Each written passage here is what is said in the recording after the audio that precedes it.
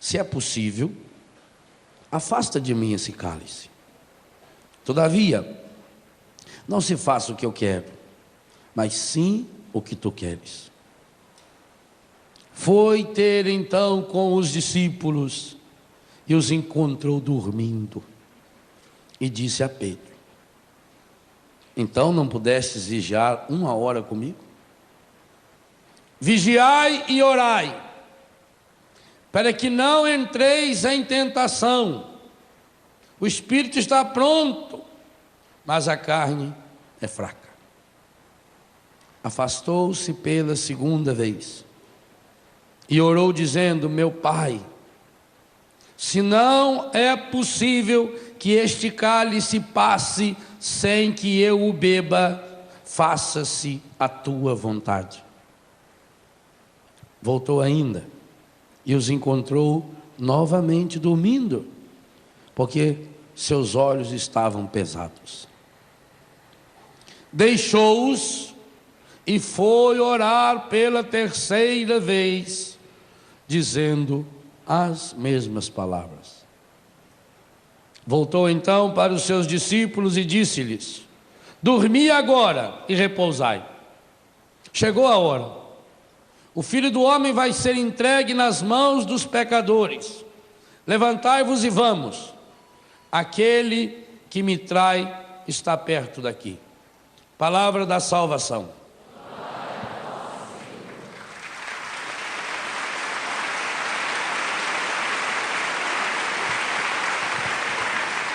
Eu penso que essa oração de cura interior que Jesus fez, porque essa oração é a grande oração de cura interior de Jesus. Não era cura espiritual, Jesus não precisava de cura espiritual, ele não pecou. Não era cura física, ele não tinha nenhuma enfermidade ali. Jesus fez uma profunda oração de cura interior, para nos ensinar também como fazer essa oração de cura interior. Sabe por quê? Muitos de nós aqui e aí em casa ainda não fomos curados? Porque nunca fizemos uma oração de cura interior seguindo o modelo de Jesus. É Jesus que diz para mim e para você: eu vim para que você tenha vida e a tenha em abundância. É Jesus que em João 14,6 diz: eu sou o caminho, a verdade e a vida. Ora, enquanto nós fazemos orações de cura interior seguindo os gurus da nova era, nós podemos até sentir uma paz, assim, um alívio interior, um desabafo espiritual, mas isso não é cura interior. Cura interior é uma oração feita a partir de uma suprema angústia. Segunda coisa pela qual muitos de nós ainda não fomos curados: nós não nos convencemos ainda de que estamos numa batalha, de que estamos numa guerra. O Brasil sagrou-se com um título fabuloso.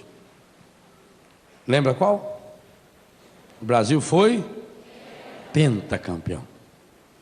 Que coisa bonita. Quanta gente assistiu lá no Rio de Janeiro com o Padre Jonas, alguns em Aracaju comigo. O Brasil foi penta. As pessoas saíram na rua e festejaram. Você assistiu os jogos da seleção? A grande maioria, não responda para não mentir. A grande maioria assistiu. E a Copa do Mundo foi lá na Coreia, foi no Japão, e o horário lá é diferente, né? Do nosso. Tinha jogo que era às 3 horas da manhã. Não responda. Você levantou-se às 3 horas da manhã para ver o jogo? Não responda. Não quero que ninguém minta por minha causa. Talvez você punha um despertador, acordava. O seu menino, que para ir na escola não levanta de jeito nenhum, 2h30 estava em pé. ia lá e puxava o dedão. Pai, tá na hora, pai, já soltou o foguete, pai. Não é assim?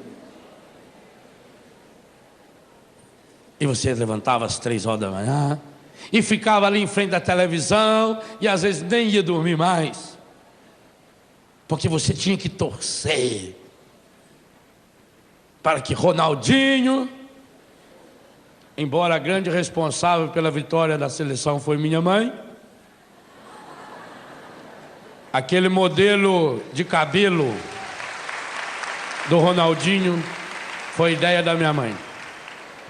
Quando a gente era pequeno, mamãe mandava cortar o cabelo a gente igualzinho. Ia lá no Chavega, ficava queimando nojo. Falei, Ronaldinho copiou do Nazaré.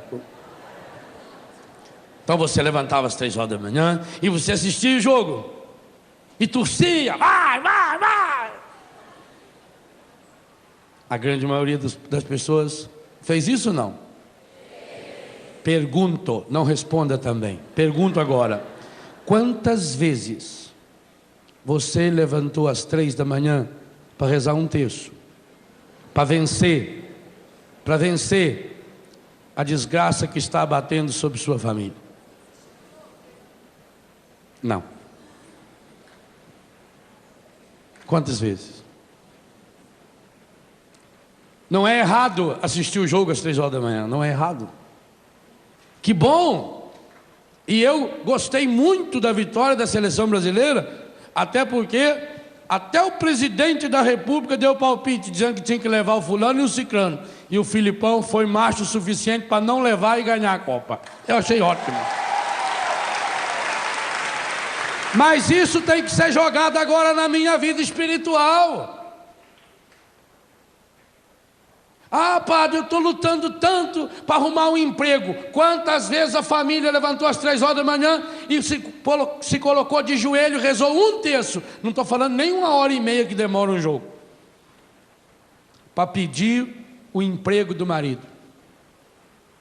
99% das pessoas nunca fizeram. Por isso que eu peço, não responda. Não levante sua mão, não. Fica pensando. Se você fez isso, louve a Deus. Quantas vezes levantou às 3 horas da manhã e ficou 1 ou 2 horas em oração para libertar um filho das drogas? Eu tenho filho que foi levado para a minha casa e está lá há 7 meses, 8 meses, 1 ano, e a família nunca mandou uma carta. Quantas vezes levantou às 3 horas da manhã para rezar pelo seu marido para se libertar do alcoolismo, ou da prostituição, ou da violência, ou do adultério? Ah, eu rezo muito. O quanto que é esse muito que você reza? Quanto? Segunda coisa, quantas vezes até hoje você se prostrou com a cara no chão? Ontem teve gente aqui que não aguentou ficar 5 minutos ajoelhado. Jovens! Ajoelha, já estica, já deita, já senta.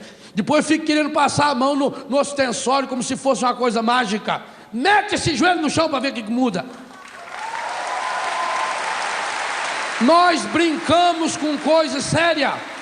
Por isso que falta alegria. A alegria que tem que brotar no nosso coração, ela é fruto de sangue. De sangue. Por isso que me preocupa muito quando se ensina oração de cura interior como se fosse uma coisa mágica, uma coisa afetivazinha, em que eu passo a mão na cabeça da pessoa e fico falando as palavras e a pessoa se comove. A vida é dura, e principalmente se a pessoa for mole.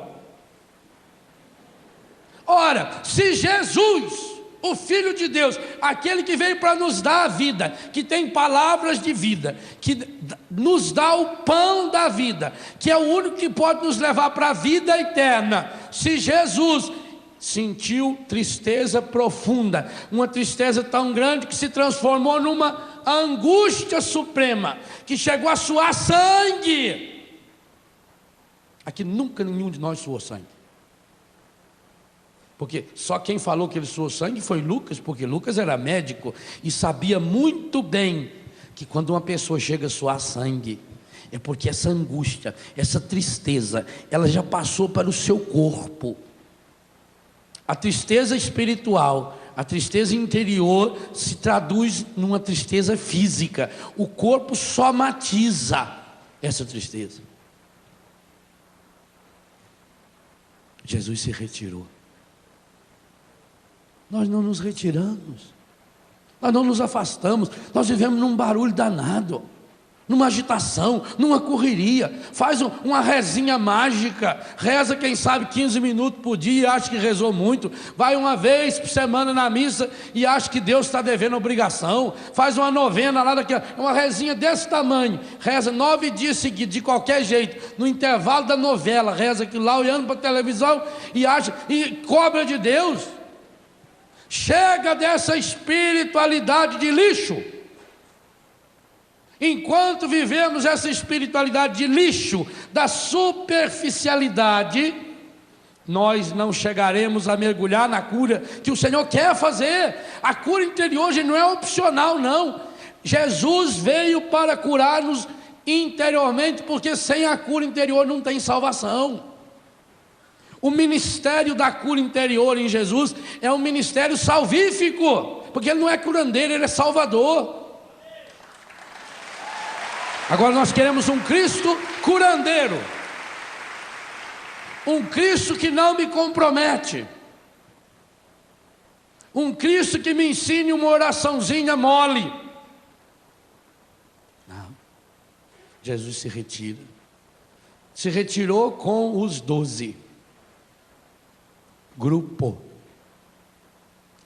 A coisa que o encardido mais está trabalhando para destruir na igreja são os grupos de oração, e triste, está conseguindo. Quantos grupos de oração morreram? Porque tem grupos de oração que hoje é uma assembleia não sei do que, onde tudo está organizado, a recepção está organizada, as músicas que o ministério vai cantar já estão todas elencadas na pasta, já tem o sujeito que fez a escola não sei das quantas e ganhou o diploma, esse pode ir lá falar, dar um ensino, leva 2 horas dando ensino, 15 horas dando aviso e não reza 5 minutos. E o que tem que acontecer nos nossos grupos é um pôr na mão no outro e rezar, interceder pelas pessoas. Enquanto não fizermos isso, os grupos vão caindo, e a gente tem que deixar de viver na lorota.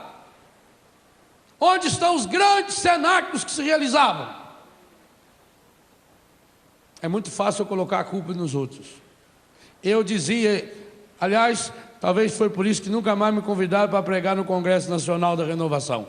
Porque a única vez que me convidaram para pregar na Basílica de Aparecida, eu falei na frente dos senhores bispos, senhores padres e não sei quantas mil pessoas que estavam lá, dizendo, a única coisa que pode atrapalhar e estragar a renovação carismática católica somos nós, quando deixarmos tomar pelo espírito de liderança e não de servo, porque a palavra líder não aparece na Bíblia.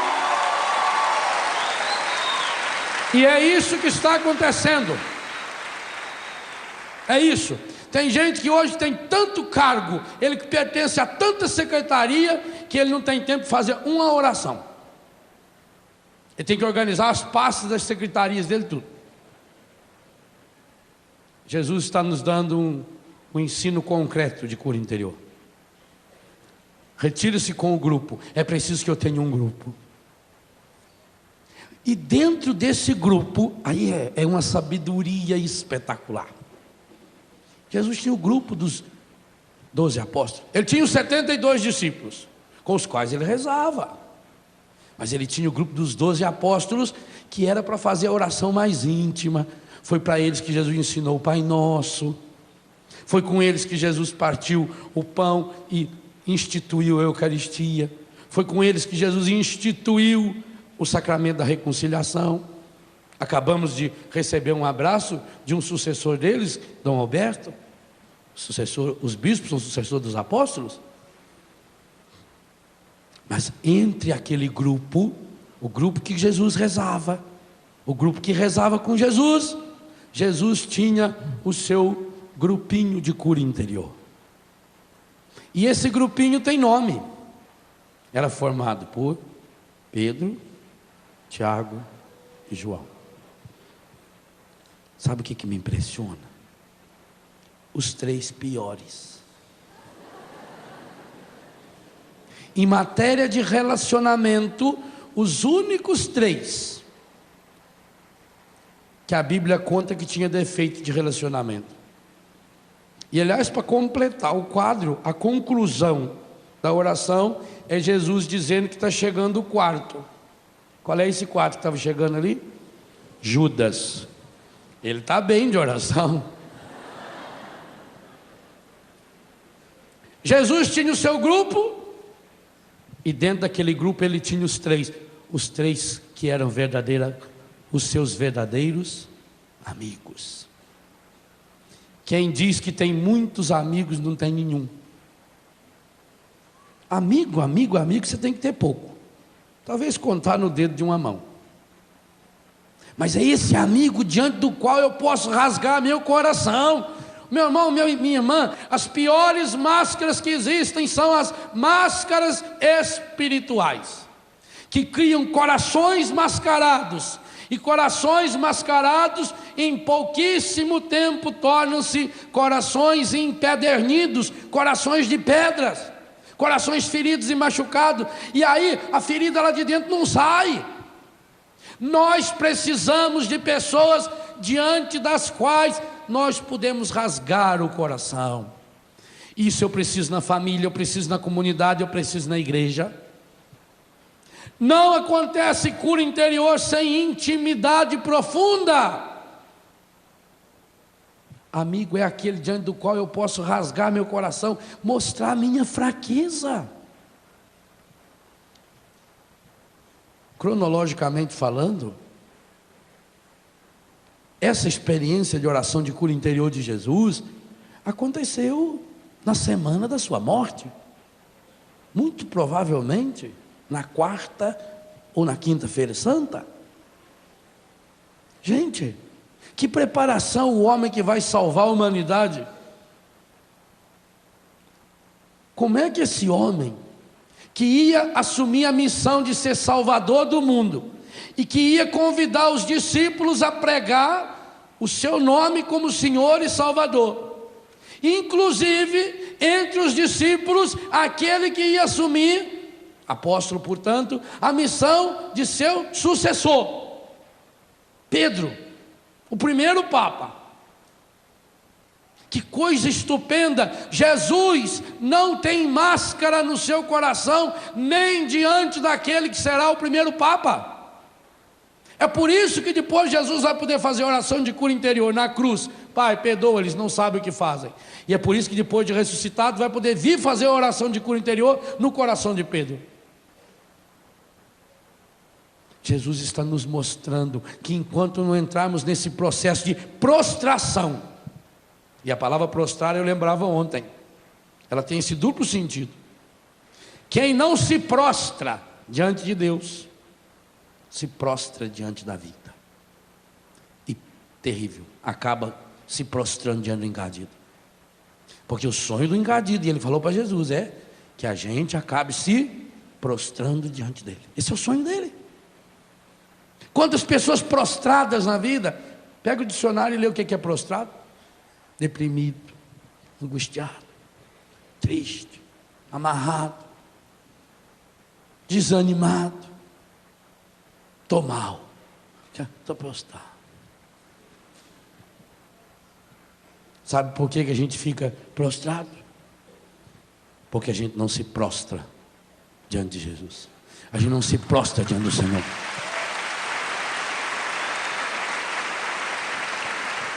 Sabe uma das coisas que mais tem chamado minha atenção?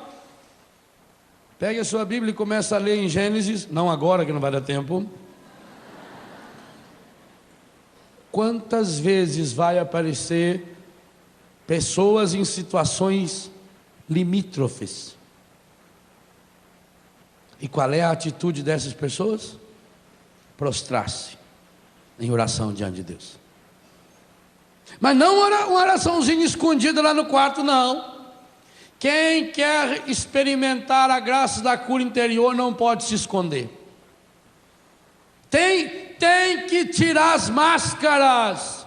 Jesus, embora não tivesse máscara, teve que tirá-las diante de Pedro, Tiago e João.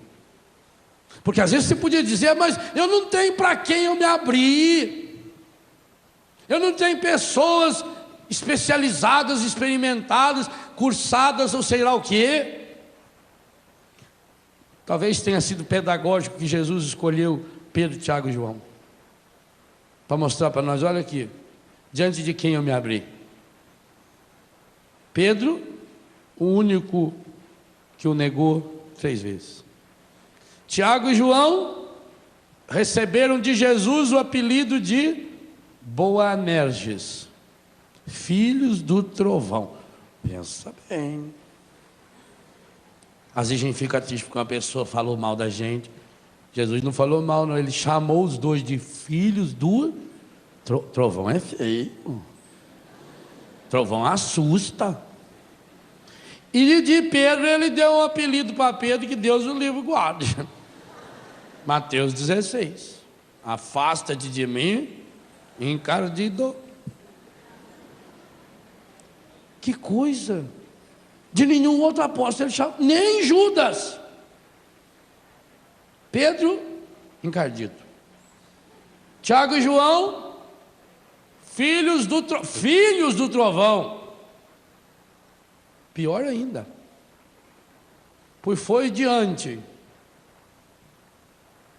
dessa trinca medonha que Jesus 3 vezes se prostra em oração.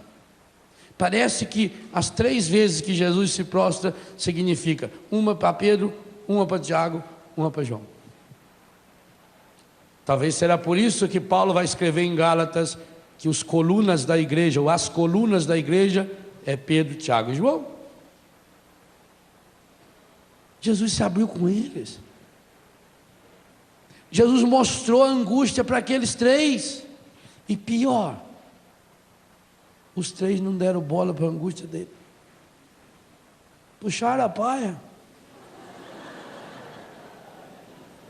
Padroeiros de muita gente que vão rezar e dormem.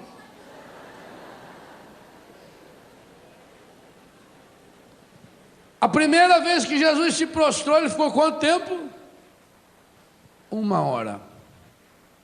1 hora. Tenta ficar 1 hora prostrado, com a cara enfiada na terra. Jesus se prostra e abre o coração para Deus. A dupla dimensão da cura interior. Eu preciso ter pessoas. A cura interior se dá através de pessoas. Cura interior não é uma oração para eu ficar fazendo escondidinho, para não mostrar para os outros. Enquanto eu ficar com as minhas máscaras, Deus não me cura, não tem jeito. Jesus praticou a cura interior, abrindo-se diante dos 3 piores apóstolos nessa área. Parece que ele escolheu a dedo. Chorou diante deles. Desmoronou. Essa palavra cabe muito bem a esse texto. Caiu, desmoronou. Angústia suprema. E rezou ao Pai. Abriu o coração, arrebentou as máscaras do coração. Meu Pai, se possível, afasta de mim esse cálice. Jesus não foi dando risada para a cruz, não. Jesus não tinha uma atitude fatalista, tinha que acontecer. Ah, Jesus não tinha que morrer. Não, ele veio para salvar o mundo. E coerentemente com a sua vocação e a sua missão, por amar demais o Pai e o mundo, tendo amado os seus que estavam no mundo, amou-os até o fim. João 13, verso 1. Em consequência da coerência desse amor, é que Jesus vai até o final e passa pela cruz. Mas a chegada da cruz teve Getsemane. Esse Jesus que quer dar a vida a mim, a você, está nos ensinando algo muito importante. Oh, meu irmão, oh, minha irmã, tira a máscara. Aplica aquilo que você aplica na sua vida do dia a dia para a sua vida espiritual. Se você foi capaz de levantar às 3 horas da manhã para assistir um jogo da seleção que não muda nada na sua vida, o que você ganhou com o Penta? Nada. Então, se você conseguiu fazer isso, é Deus dizendo para você, você também vai conseguir sim. Agora enfrentar uma seleção muito pior, a seleção dos traficantes, a seleção dos prostituidores, a seleção dos desempregadores, a seleção dos corruptores. Tem um monte de seleção que está sendo treinada para jogar contra você. Guga é o melhor tenista brasileiro e já foi o melhor do mundo. E por que está perdendo? Porque está machucado. Fez uma cirurgia, ele vai voltar a ser o melhor logo logo. Fez uma cirurgia, está machucado. Inclusive agora nos Estados Unidos conseguiu 2 ou 3 jogos bons, mas não foi adiante, porque está machucado. É isso que Encardido faz comigo e com você. Você é o melhor do mundo. Você nasceu para ser a melhor pessoa do mundo, não melhor do que o outro. Você não tem que se comparar com ninguém. Você nasceu para ser melhor para o outro. Você tem que ser o melhor marido para a sua esposa, o melhor pai para os seus filhos, o melhor padre para a sua comunidade. O cristão tem que ser melhor mas ele está parando de ser melhor porque está com o coração ferido e machucado, e por isso perde para qualquer gapeca que aparece na frente dele. Você está sendo derrotado. A derrota está dentro de você, não está fora. Nós estamos carregando a derrota, pois Jesus está dizendo 2 coisas fundamentais. Primeiro, você tem verdadeiros amigos? Não responda. Eu não estou falando colega, eu não estou falando conhecido, gente que me aplaude, gente que puxa o saco. Não estou falando isso. Isso é fácil. Se a pessoa precisar de você, ela vai atrás. Amizade interesseira, oh meu Deus, basta dar uma olhadinha agora em época de eleição que você vai ver o que aparece de gente, parente. Eu não estou falando disso aí. Eu não estou falando dessa futilidade do mundo, não. Para essa futilidade do mundo, já disse nesse palco aqui, não faz muito tempo, que Deus me deu a graça de cortar 99%. Falta alguns ainda, mas vou conseguir, se Deus quiser. Quem diz tem muitos amigos, aqueles amigos de festa, só das coisas superficiais, só para fazer folia. Quantos filhos chegam para mim e contam: ah, padre, quando eu tinha dinheiro, quando eu tinha carro, tinha sempre amigo. Na minha casa estava sempre cheio de gente, os colegas iam lá, para a gente ir para a zona, para a gente ir comprar droga, sempre tinha amigo. A hora que eu me contaminei, a hora que eu perdi tudo, a hora que eu fui preso, não apareceu ninguém, não tem ninguém. Eu louvo a Deus as situações difíceis que já aconteceram na minha vida, porque são essas horas que mostram para a gente quem a gente é para os outros. Porque para Deus eu já sei. Por isso nunca peça para Deus: Senhor, tira os problemas da minha vida. Não, peça para Deus: Senhor, dá-me a graça de superar os meus problemas. Deus me deu uma imagem, e essa imagem veio evoluindo. Uma parte dessa imagem eu já falei com vocês, inclusive está no livro, Na Trilha da Cura. E outra parte Deus está me dando dessa imagem, e com certeza vai me dar muito mais. Daquele menino, que depois de uma tempestade violenta, de manhã, ele saiu na varanda da fazenda, e gritou para o avô: vô, corre aqui! Vô, vem ver, vô! Como é que o senhor explica que essa figueira, essa árvore que gastava 4 homens para abraçar o seu tronco, como é que essa figueira tombou, vô?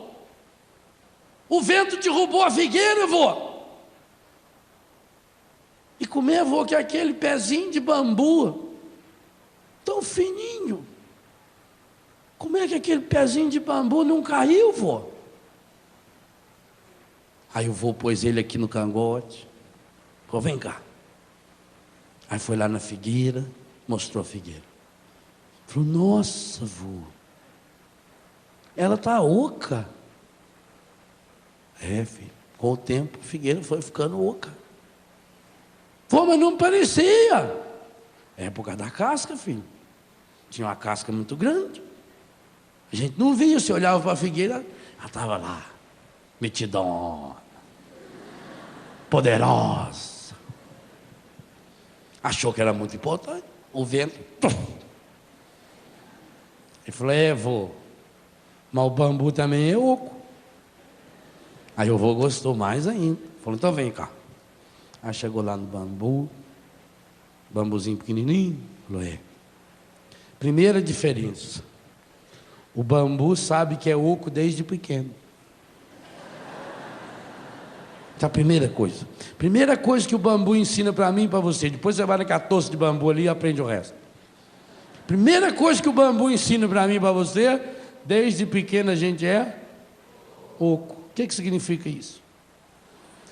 Vazio para poder encher-se de Deus. Por isso que a gente foi feito oco. Por isso que a gente nasce vazio.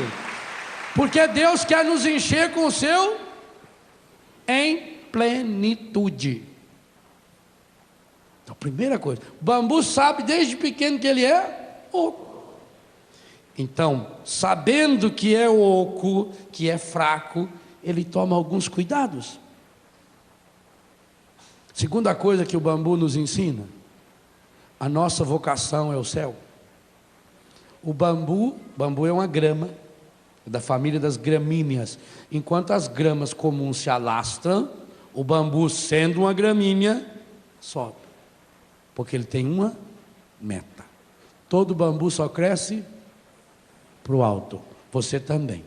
Ou você cresce para o alto, ou a tempestade vai derrubar você. Eu tenho que ter uma meta. É no alto que está a vossa meta. Somos cidadãos do céu. Nós nascemos para lá. É lá para cima que eu tenho que olhar. O bambu está sempre olhando para o céu. Sempre buscando o alto. Sempre buscando a graça de Deus. Terceira coisa. Se ele quer crescer muito, ele tem que ter raízes profundas. Por isso, ele vai se alastrando. O tanto que um bambu cresce para cima, ele vai se alastrando na terra, ele vai enfiando, ele vai achando pedra, a raiz vai abraçando, abraça no outro tronco, ele enche. Eu tenho lá em Betânia um bambu chinês, já tem uns 3 anos que ele está plantado, está nessa alturinha.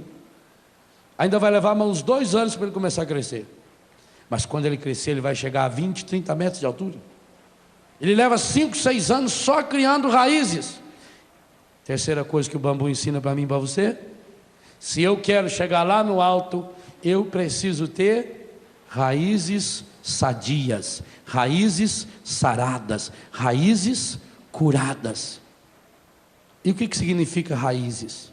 Raízes é aquilo que a gente tem escondido. A árvore, com o tempo, ela vai envelhecendo, as raízes começam a aparecer. Conosco também. As raízes são os vícios que a gente vai escondendo. Eu tenho que deixar a graça de Deus, a graça da cura, penetrar cada uma das minhas raízes. A raiz é a minha fé solidificada. A raiz é alimentada pela leitura contínua e constante da palavra de Deus. A raiz é alimentada por um grupo que me dá sustento, me fortalece. Primeira coisa que o bambu me ensina. Primeira coisa, eu sou oco, desde pequeno. E por que eu sou oco? Para poder ser cheio de Deus. Então, quanto mais eu me esvaziar, mais cheio de Deus eu serei. Segunda coisa que o bambu me ensina, é preciso crescer para o alto. Terceira coisa que o bambu me ensina, eu preciso ter raízes profundas, raízes sólidas, raízes saradas, raízes curadas. Quarta coisa, bambu não cresce para o lado. Se eu quero ter a graça de crescer para cima, eu não posso criar galho.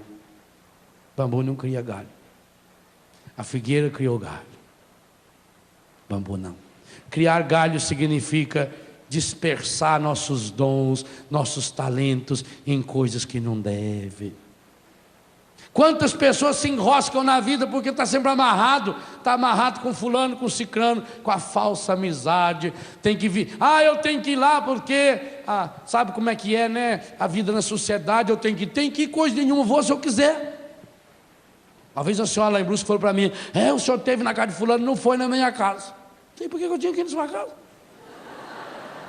Já não casei para isso, minha filha. Eu vou onde eu quiser. Falou, credo. A gente vai criando tanto galho, depois vive quebrando galho. A pessoa se divide, tem tanta coisa para fazer, é o tal das secretarias, né? Cria tanta secretaria, tanta galhada. Corta as galhadas, porque quanto menos galho eu tiver, menos dolorosa será a poda. E João 15 diz que a gente será podado. Os galhos significam as coisas que a gente vai acumulando. Já percebeu quanta coisa a gente tem que a gente não precisa ter para ver? E vai se apegando. Tem gente que chega lá, se aquela caixinha cor de abóbora que ganhou no aniversário da avó dela de 1938, se aquilo não tiver lá, ela fica deprimida. Estragou a minha caixinha. Porque eu queria hoje usar aquela calça com o zip nas costas e não. Corta um pouco do galho. Quanto menos coisa a gente tem, melhor. É como aquele sujeito que foi procurar um guru, um sábio espiritual, um mestre, para pedir ajuda para ele. Falou, ele mora aqui, a casa dele é logo aí. Aí chegou até a casa dele, era um salão, o homem morava numa tenda. Aí entrou, o mestre convidou ele a entrar, chegou lá, tinha um colchão no chão, 2 cadeiras, 2 pedras assim, uma panelinha, mais nada. Aí o homem ficou impressionado com aquilo e falou, mestre, onde estão as suas coisas? Aí o mestre riu e falou, onde estão as suas? Ele falou, mas eu estou aqui de passagem. Eu também. Nós estamos aqui de passagem. Se você quer crescer lá para o alto, corte os galhos, corta a galhada, canaliza. Crescer para o alto e tirar as galhadas significa investir a minha vida, e isso vale para tudo. Quantas famílias estão cheias de dívidas, cheias de problemas, porque não se une? Corta o galho, corta o supérfluo. Quanta coisa que você não precisa. Oh meu Deus, quanta coisa eu não preciso para ser feliz. Quanta coisa. Eu não preciso. Só que a gente vai se apegando, O galho é assim, ele vai grudando. O galho cresce aqui, gruda lá. Aí aquilo parece que já faz parte do galho. Aí tem que proteger aquilo. E aí vai ficando pesado. O galho é muito grande. Aí começa bicho vir fazer ninho ali em cima. E cobras e lagartos. E vai apodrecendo. E a pessoa tenta proteger os galhos. Corta os galhos. Eu conto no livro Na Trilha da Cura. Primeira vez que eu cheguei a Paris, eu fiquei decepcionado com aquilo lá. Falei, um lugar feio. Era inverno, aquelas árvores tudo seco. Eu falei, por que não corta isso tudo, né? E depois, quando eu voltei lá, logo em seguida, primavera, aquilo tudo verdinho. A natureza ensina a gente. Na hora do frio, ela recolhe, ela não é besta. Deixa cair a folha. Agora vai segurar as folhas. Segura a folha, a raiz apodrece. A natureza é sábia. O que ela faz? Ela mesmo dá uma chacoalhada assim, aproveita o vento, joga a folha cai no chão, aí fica quentinha, a raiz dela dorme sossegada. Ela recolhe a seiva e joga para a raiz, porque a terra fria mata. Aí quando começa a melhorar a temperatura, ela vai devagarinho soltando. Por isso que a gente tem que podar as plantas no inverno, porque a seiva dela está concentrada na raiz, aí não morre. Será que você não está com um galho demais? Alguns de nós somos umas galhadas enormes. Aliás, tem pessoas que quando ela chega no lugar, você já nota aquela galhada chegando, aquela coiseira, que parece uma árvore de Natal, aquele desfilando, parece um pavão, parece um peru. E chega lá e chega para cá, não consegue nem andar aqui, né? Corta! Bambu é oco desde pequeno, quer crescer para o alto, cria raízes profundas e não cria galho. 4 coisas já aprendi. Primeira, oco desde pequeno. Por que eu sou oco? Para Deus me encher com o seu Espírito Santo. Por que Maria é feliz? Porque é cheia de graça, cheia do Espírito Santo. Eu tenho que ser oco, mais cheio do Espírito Santo. Segunda coisa, minha meta está no alto.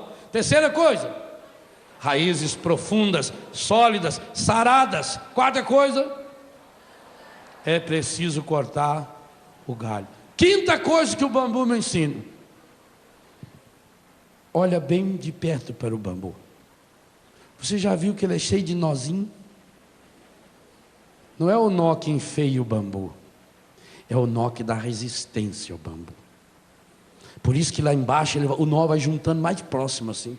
A parte mais velha do bambu, o nó vai ficando. Porque nó significa cada etapa que eu venço, cada problema que eu supero. Cada problema que eu supero na minha vida me torna uma pessoa mais forte, me torna uma pessoa mais resistente. Se o bambu não tivesse nó, ele seria lindo, parecia um cano de PVC, mas na primeira ventania o bicho rachava de cima e embaixo. É o nó que dá resistência ao bambu, é o nó que faz o bambu ser forte, é o nó que faz o bambu ser firme. Cada nozinho significa um problema resolvido. Cada vez que eu supero um problema, cada vez que eu supero uma dificuldade, cada vez que eu supero um desafio, cada vez que eu perdoo uma pessoa que me machucou, cada vez que eu peço perdão a alguém que eu machuquei, cada vez que eu faço um pequeno jejum, é um nozinho que vai se solidificando, e esse nozinho vai amarrando e vai dando consistência. E o bambu chega a ser tão forte que na China eles fazem ponte para passar caminhão de guerra feito de bambu. Eles fazem escadas, edifícios enormes. Eu preciso aprender com os nós. Os nós significam dificuldades superadas. Aqui Jesus dobrou-se diante de algumas dificuldades, nós que ele superou, nós que ele assimilou. Meu irmão, uma coisa muito importante: problemas todos nós temos, os problemas precisam ser assimilados e não fugir do problema. O mundo de hoje ensina você a fugir do problema. Toma um gole de cachaça que passa, toma um Doril, a dor sumiu. Não vou falar mais nada, senão rima com esse negócio aí, não deve. Toma isso que vai não sei para onde. Não, Jesus está dizendo para você: supere os problemas, vença os problemas. Eu estou aqui para mostrar como. Para você superar esses problemas, você precisa ter a humildade do bambu, de se pinchar no chão, de se enraizar no chão, e cada dia viver como um dom de Deus. Por isso que Jesus, o Deus da vida, nos ensina: o pão nosso de cada dia.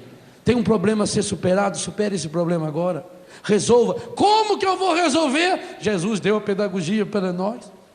Vai para o seu grupo, lá no seu grupo, aquelas pessoas que são amigas, 2 ou 3 pessoas, coloque-se com essas pessoas num momento retirado de oração. Abra o seu coração, faça uma oração honesta. Meu Deus, minha alma está triste, Senhor, eu estou abatido, Senhor, eu estou com dor, Senhor, eu estou abatido demais, Senhor, eu estou machucado, Senhor, eu estou ferido, Senhor, eu estou me sentindo sozinho. Chora diante de Deus, chore suas mágoas diante de Deus. Aquela definição linda de oração que está no primeiro livro de Samuel, capítulo 1, versículo 10, 11, 12, 13, 14 e 15. Ana rezando, e quando o sacerdote acha que ela está bêbada, porque o jeito que ela rezava, ela diz: não, eu não estou bêbada, eu derramo a minha alma na presença do Altíssimo. Que definição de oração! Derramo a minha alma, derramar é pegar um copo e derramo a minha alma na presença. E você derrama sua alma na presença de quem? O bambu tem nós, e nós significa etapas. Uma longa caminhada se faz com pequenos passos. Andar é a coisa mais fácil que tem, você só mexe o pé de trás, ó. Observe que depois em casa você pode fazer a experiência. Veja, ó, só estou mexendo o pé de trás, o da frente eu nem me incomodo com ele. E anda. Significa que problemas a gente tem que solucionar um de cada vez. Ai, padre, eu tenho 30 pratos para lavar. Você nunca lavou 30 pratos. Você lava um, depois um, depois um, depois um, depois um, depois um, depois um. Faz um por vez. Conquiste. Cada etapa vencida, cada etapa é uma etapa, cada etapa é uma vitória. Celebre essa vitória. Os nós são aquilo que fortalecem o bambu. Primeira coisa que o bambu me ensina: eu sou oco. E por que eu sou oco? Para ser cheio de Deus. Segunda coisa que o bambu me ensina: é preciso crescer para o alto. Terceira coisa: eu preciso ter raízes sólidas, firmes, saradas. Raízes saradas, curadas. Quarta coisa: o bambu não cria galho. Quinta coisa: fazer dos nós uma amarra, uma resistência. Como numa construção, você vai fazer um prédio, a cada pedaço de construção tem que fazer um amarro, tem que colocar uma estrutura. É isso que sustenta a gente. A construção é um tijolo em cima do outro, tijolinho por tijolinho. A vida é assim. O mundo de hoje oferece tudo pronto, tudo mágico, tudo automático. Não! Jesus está dizendo para nós que a cura interior é um processo onde o Espírito Santo se junta ao meu espírito, se une ao meu espírito. Romanos 8, 26. O mesmo Espírito se une ao meu. Ele não faz por mim. O homem que chegou lá na igreja: o padre, eu queria que o senhor rezasse para a minha cura. O padre falou: você tem que ter fé, meu filho. Ele falou: eu tenho muita fé, padre, muita fé. Eu tenho tanta fé que eu vim a cavalo. E eu deixei meu cavalo lá na porta da igreja, eu nem amarrei ele, porque eu sei que Deus está cuidando do meu cavalo. Vai amarrar o cavalo, rapaz? O senhor não acha que Deus tem coisa mais importante a fazer que ficar segurando o cavalo na porta da igreja? Ora! Amarre seu cavalo, faça sua parte. São nós que a gente aprende com os problemas, com as dificuldades. Sexta coisa que o bambu nos ensina: meu filho, olha bem para esse bambu. Ele está sozinho? Não. A primeira coisa que o bambu faz, quando ele começa a crescer, ele deixa o vento, e esse vento é do Espírito. Eu falei aqui em Pentecostes. Ele deixa o vento jogar uma sementinha do lado, e outra do lado, e outra do lado. Bambu só cresce em toça. Por isso que você olha de longe, uma toça de bambu é maior do que uma figueira, é maior do que uma árvore. E essa toça é tão grudada, por quê? Primeiro, não tem galho. Nenhum deles tem galho. Segundo, porque eles têm raízes profundas, todos eles. Terceiro, porque todos eles estão crescendo para cima. Quarto, porque todos eles sabem que são ocos. Quinto, todos eles vão se grudando um no outro, porque aprenderam a fazer isso consigo mesmo. Quem aprendeu a superar os nós, vai aprendendo agora a se apoiar um no outro. O bambu se apoia em si mesmo pelos nós. Problema superado é vitória garantida. E agora se apoia em quem está do meu lado. E um se apoia no outro. E um balança junto com o outro. E eles vão até se entrelaçando. Se você tentar tirar um bambu lá do meio da toça, você não consegue. Ele está grudadinho. Bambu nasceu oco. Quer ir para o alto. Portanto, cria muitas raízes.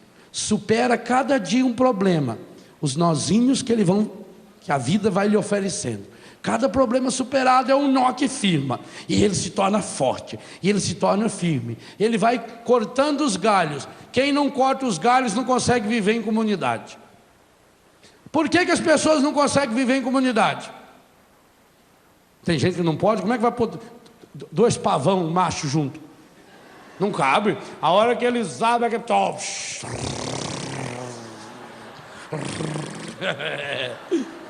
Tem marido que quando chega em casa a mulher tem que ir embora, porque não cabe os dois, não cabe. A hora que a mulher chega, o marido e vai lá. Manhã! E sobe. Corta os galhos. A sua comunidade está sendo destruída, por quê? Porque tem galho demais, corta. O que são os galhos? São os milindres. Ai, fala uma coisa, deixa eu tão triste, meu Deus.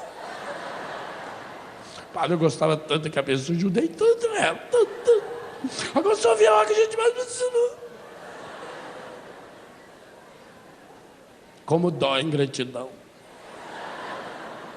A hora que a gente mais precisa, que a gente sabe. Milindre, corta o galho. Caiu um galho, aprenda com a lagartixa. Esse dia eu fiquei tão triste. Tinha uma lagartixa enfiada na minha janela. Eu abri a janela e fui tocar, coitadinho, para sair. É prender o rabo.